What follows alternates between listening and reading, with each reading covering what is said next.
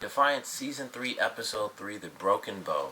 I definitely enjoyed this episode because coming off of the craziness that was the season finale, excuse me, we kind of needed this episode to sort of catch up and cool down, really, and let things kind of just play out and see where all the death and destruction from the last episode would lead the rest of the characters. And I think it was pretty interesting to see how the characters kind of played their roles, their typical roles, honestly, from a lot of the characters after everything that went down. Like Nolan and Irisa coming back, I always find it really funny. Like no matter what seems to happen, whenever Nolan comes back, it's like, all right, I'm in charge again, and it's like it doesn't matter who has that lawkeeper badge. As soon as Nolan gets back, it's like he's instantly in charge again, and I always find that really funny because it it's really up to the mayor. Like she's the one who kind of lets that stuff slide. Because if she wanted to, she could say, "Well, this person has the badge now, and you listen to them." But it never really plays out that way. And there's really like no contest this time. Last time there was a bit of an issue from Tommy where he was trying to, really fill Nolan's position. And eventually, of course, it did just end up going back to the way it was. But this time, it was just like, he's just back into it, and it's almost as if he's completely in charge again. And I just find that really funny. But I like how they continue to kind of play the same roles that they have, despite everything that's going down. And even though they seem like the same people doing the same thing, each season they become very, very different. Like last time, Nolan was basically by himself the whole time because Arissa was gone, and when she did come back, she was really different too. So there's a different dynamic then. Now it's both Nolan and Arissa is kind of the total opposite of how she was last season, where even though she was, under mind control and she was completely kind of taking people over, not exactly killing them, but kind of infecting them, I guess. This time she's like the total opposite, where she doesn't want anything to do with death or murder or destruction in any way, and she'll fight to defend herself, but she won't, deliver that killing blow. And it's leading to like some really serious friction between her and Nolan, where it's like she doesn't want him to kill people, and she doesn't kill people, and it's like, well, you had the leader of the attack, to come destroy our entire city. You had him, in the palm of your hands. You could have taken him down. You could have just, moved your hand like 3 inches, and that knife would have just taken care of everything. But instead, she punched him and she took off, and Nolan couldn't, do anything to take him down because he had to make sure that the other people within the camp didn't get to Arissa. So I love the dynamic that they're doing where, things are really affecting her. And I mentioned this for the last episode where people kind of came up to her and stuff. And that was kind of the beginning of it, where you could see how she was affected by all the murder that took place, especially because she wasn't in control of it. And I think, that has to be the main thing, because of course she killed people before, and it was only when she had to. She still didn't do it as much as Nolan did. But after sort of this mass genocide, admittedly, that she caused, it's really taking its toll on her, and she doesn't want to destroy anything. Like, it's like all life is precious, whether the people are good or bad. And really, they've only come up against bad people so far, so it just makes it, really stick out. Like, she will not kill anyone, even when it's like all villains that they've come across, even like the main villain, for the season. So I love the dynamic that they're kind of building upon, and it's just creating more and more friction, and we'll just have to see where it kind of leads Nolan and Arissa throughout this season, and what is really going to get Arissa to change, because I feel like there's going to have to be some moment. And I mostly think that just because that's kind of how TV goes. Whenever a character is, change from who they used to be, there's always some big event that kind of takes them back. And I feel like it's going to have to be that eventually it's going to be, Nolan and, our new villain who's, deemed himself, another butcher. So we're going to have, the butchers going against each other. And Nolan's going to have, a difficult time, and he's going to need help. And Arissa's going to have to make that choice to actually kill someone. And it won't exactly send her back to who she used to be, where she's okay with killing someone she needs to kill, but it'll at least be a step. So they're kind of building up to this point already where she's kind of in this pacifist sort of mode where, especially at this point in time where Nolan says, we're at war. It's the worst time for her to feel this way, but obviously she can't help it after everything that happened, and mind control and wiping out all these different people. it's hard not to want to just back away from all of that. But that's where she is, so it causes friction between them, and I definitely love it. I really enjoy it, how everything's playing out, and there's always a moment where at least in these past 3 episodes, there's just a moment where it's like, here's Irisa not killing someone, and then here's Nolan flat out destroying somebody, and it's like he's trying to make things work, but he sees things the way that he does. He's gone through war, and he's dealt with certain things. So it's interesting how they constantly give them contrasting moments. Like Irisa has a moment to kill, but she doesn't. And then with Nolan, it always seems like it's just in the middle of the fray, but it obviously stands out a lot more because it's only him now, and Irisa doesn't want anything to do with it. Just like with him, he's on the sniper rifle and stuff, and it's like he doesn't kill the woman. I can't think of her name, but it's Linda Hamilton from Terminator.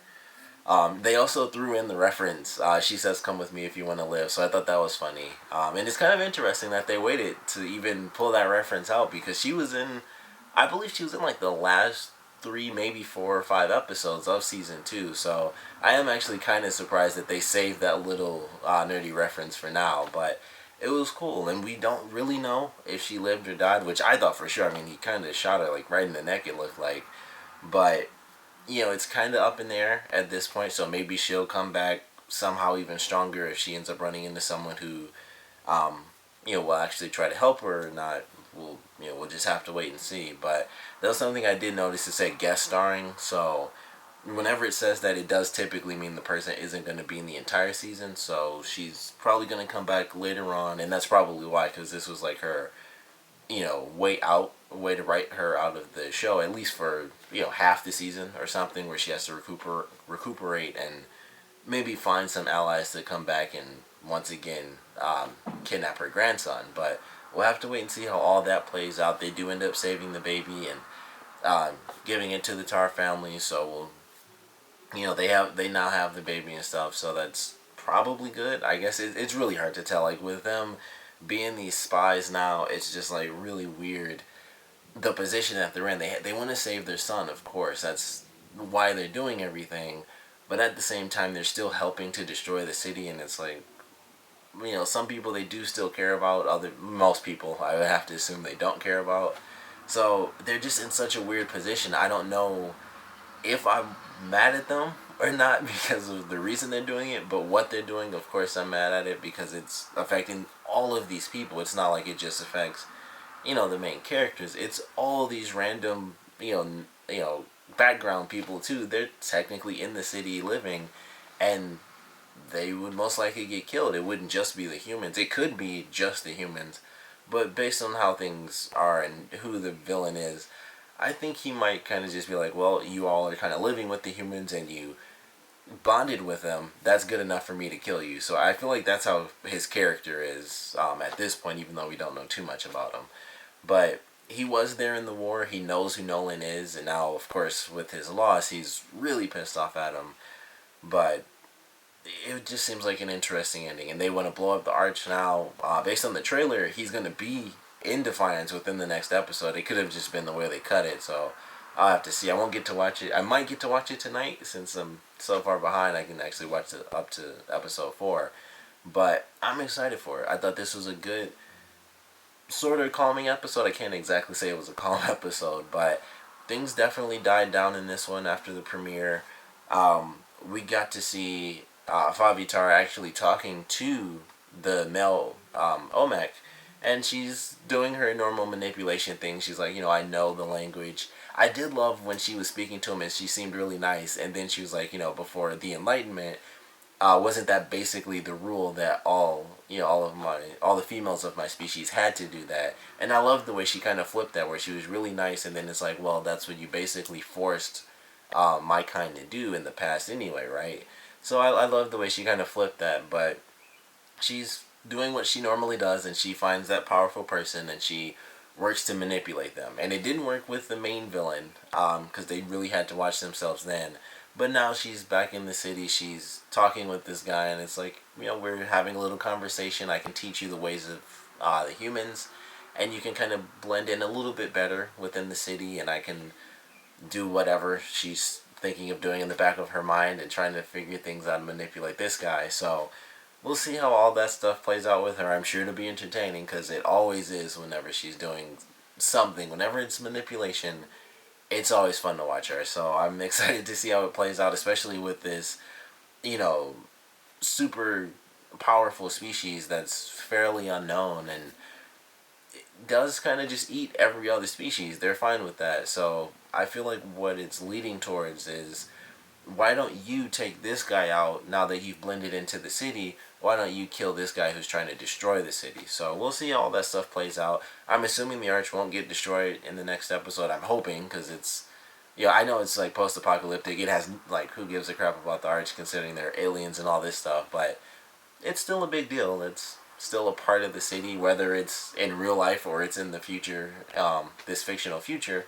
It is still a big part of the series, and so it'll be interesting to see whether or not they destroy it. I do have to assume that they won't, but if they did, I think that would be an interesting change for the show as well. It also would kind of take away like a giant landmark, which they haven't shown off too much, although it's only been 3 episodes.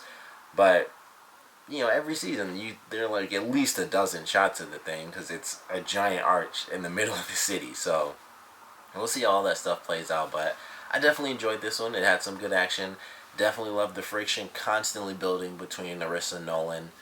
I did like the fact that Nolan was actually reading the book in the beginning of this episode, and they're arguing over it, and Arisa's trying to knock it out of his hand and stuff, and it was just funny. He's reading over this stuff, and we really get to hear how exaggerated it was, and they even have pictures where it's like she uses the bodies of this species as a stepladder and all this silly stuff. So I definitely love that they kind of played around with that, and it was just a nice little scene where she's trying to get the book from him, and it was just a nice Nolan Arisa moment that they finally got to have one, in this episode. So I thought that was a cool first one for the season, where it's probably as silly as it could possibly get, where they're reading like this super fantastic story revolving, around Arisa and what happened in the last season. So I definitely love that. And I'm just excited to see how things play out with Datak and Favi and them being these spies inside of Defiance, whether or not they'll even get caught. Alak still just kind of being a prisoner. I thought he might escape when all the craziness was happening with Arisa. I thought that he would possibly find some way to escape. I would have loved to see that happen, but I guess if that did happen, it kind of would have changed the dynamic of, their characters, where it's like, oh, they have to be spies to save him. And then it kind of would have just come down to, all right, let's defend our city so that, we can fight this bad guy. So it does kind of keep that storyline going, where it does keep you wondering, how is it going to play out for these characters, and how long will it last before they get a certain order, possibly the one that they just got, that is just too far for them to take on, despite the fact that they want to save their son. So enjoyed the episode, excited for the rest of the season. Of course, I want to know what you guys thought about this episode, so please comment below, let me know your favorite parts, your least favorite parts. And now that we've gotten at least 3 full episodes of this, I definitely want to know what you guys think of Arisa's sort of non-murdering, mindset at this point in the series. She's obviously dealt with a lot, so that explains the change. I think we all can easily understand why there's a change. But I definitely want to know your thoughts on it, because I think it is a nice way to get, a different sort of interaction between Nolan and Arisa, where, I think one of the most powerful things he said in this episode was, we're in times of war and you've become an unreliable partner.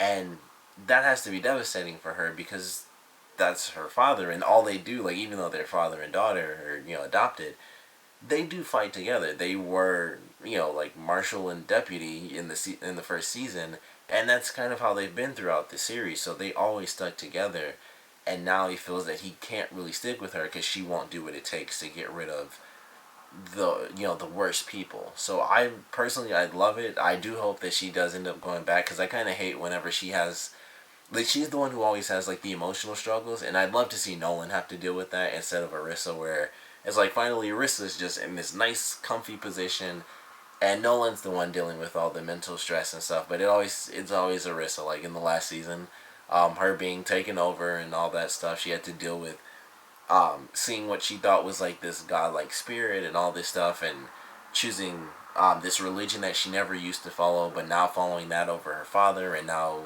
her being like a pacifist basically compared to what she used to be, and that causes more friction with her. So I do like that it causes a new interaction for this season. But like I said, I would love to see that get reversed. It probably won't happen in this season, but if things kind of get fixed, I'd love to see that for season 4, where Nolan is the one. No matter what happened, Nolan is the one who has like a season-long struggle compared to Irisa, and she's the one trying to save him basically. Like he's had a couple episodes where that's happened, depending on who he's lost, and he even had like a small moment of that when he learned about Chris, well, like the entire Macaulay family. But it's never really been something that just lasts for a really long time for him. It's like an episode, maybe 2, but obviously for Irisa, it's like the entire season. A part of the storyline is just here's her having a brand new issue that she has to deal with and choose how to be herself. So I still enjoy it, but I would like to see that kind of flip where she's the strong one mentally at least, and Nolan's the one who has some of the issues to really struggle and deal with himself, even though he is a full-grown adult. Something new that just changes things for him. But still love the episode, still enjoying the season. Obviously only 3 episodes in, but still liking it. Curious to see where they take things for just the whole spy dynamic and how long that actually lasts for them, and just everything that I think is going to come out of that and what could or could not come out of that and all that stuff. So I loved it. Of course, like I said, though, I want to know what you guys thought about this episode. So please comment below, let me know, and thanks for watching.